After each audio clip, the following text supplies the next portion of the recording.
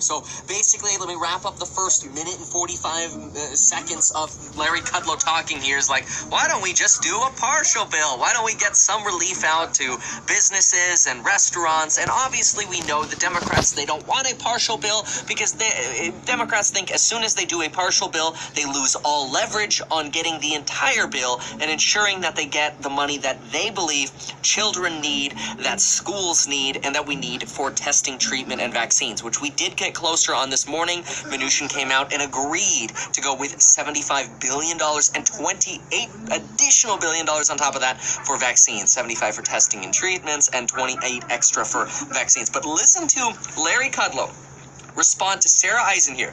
And when you see this, remember, Sarah Eisen starts happy and smiley. Watch her face when this guy explodes. Oh my gosh. All right, here we go.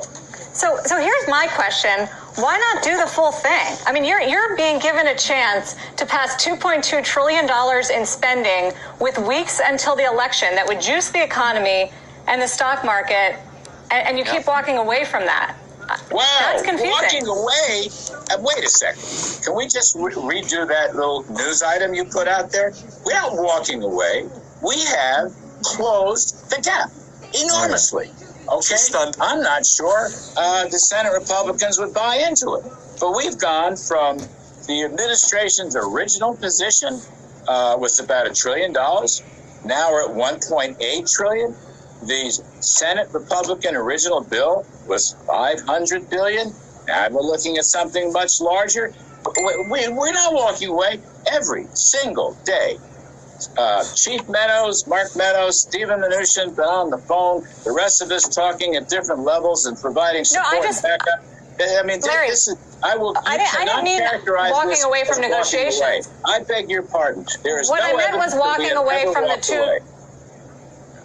Sure, but what I meant was you said you don't want to do all or nothing. I'm saying why not do all? Why not do the $2.2 trillion to help this economy when you're being offered that chance ahead of an election at a time?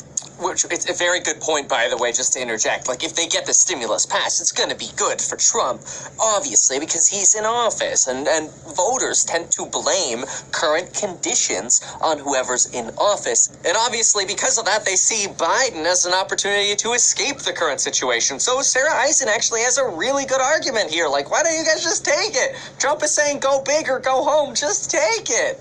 Well, here's Larry Kudlow's response as to why they don't just take it. When so many Americans need it.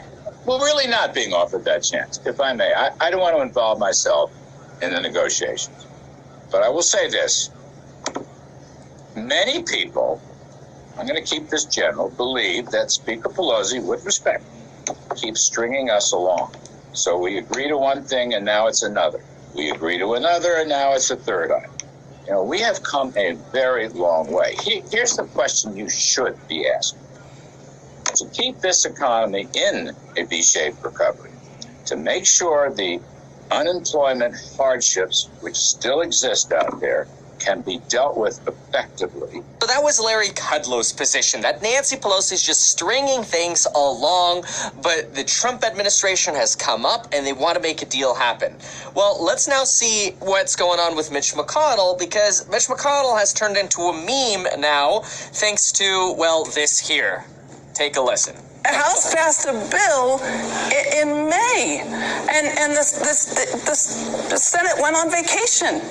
I mean, you just don't do that. You negotiate. Senator, it is a national crisis. You knew that the coronavirus wasn't going to end at the end of July.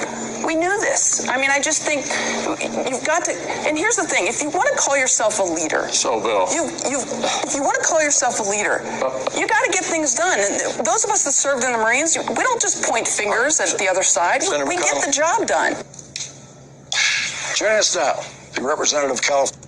Yeah, so McConnell has gotten a lot of heat for this because he's chuckling over, well, the stimulus negotiations and the Senate saying, hey, let's basically pause. Mitch McConnell, by the way, is still trying to get a skinny bill through. He doesn't think he can get the majority of Senate Republicans on board with a larger bill. But remember, we don't need all of Senate Republicans to get on board. We only need 10 to 13, probably 13 to be safe, to actually get the next stimulus bill through the Senate. Senate, which right now we have 10 to 13. That's the better way to say it. Now, there wasn't too much discussed about this by Nancy Pelosi, and there's not much new here, but I will play this one clip. This is her reaction to Mitch McConnell laughing.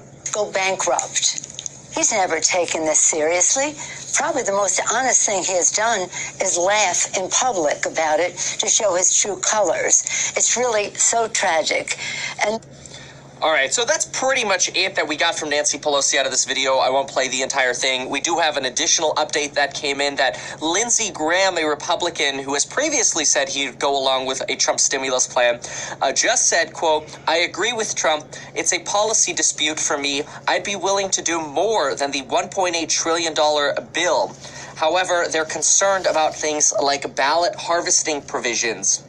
And he further said, "I think a bigger stimulus package would help with the right policy." He did not have any comment regarding Mitch McConnell's upcoming $500 billion bill. But again, we expect this new skinny bill to just be a dud and dead on arrival. It's not going to go anywhere. The last skinny bill died. This next skinny bill will die as well. And so far from what we have from Mitch McConnell this morning is that the new skinny bill will basically just be a reintroduced version of the first skinny bill they did. They're not going to change anything. So the same thing we saw last time is we're expecting to see again, which again, last time it died, this new one will die. So this is the latest that we have. Hopefully you've enjoyed this. If you did,